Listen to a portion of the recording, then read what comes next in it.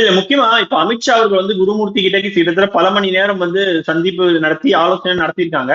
குருமூர்த்தி அவரோட ரோல் என்ன sir? Sir Gurumurthy தான் சார் பிரெயின் பிஹைண்ட் அலையன்ஸ். அவர் தான் சார் வந்து சூத்திரதாரியா இருக்காரு சார். அவரு பாஜகவோட விஷயத்துல அவர் தான். ஏன்னா அதுக்கு காரணம் என்னன்னா, அவர் வந்து மூத்த ஆர்எஸ்எஸ் பிரமுகர்.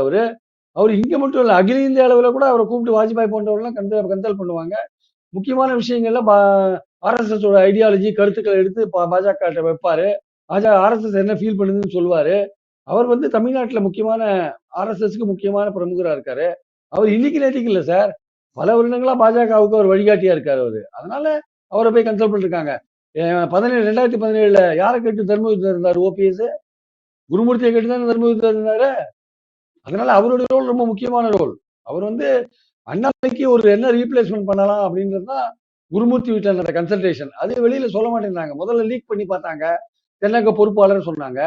தென்னக பொறுப்பாளர் சொன்ன உடனே எடப்பாடி மூச்சுட்டாரு. தென்னக பொறுப்பாளர்னா தமிழ்நாடும் அதுல சேர்ந்து வரும்.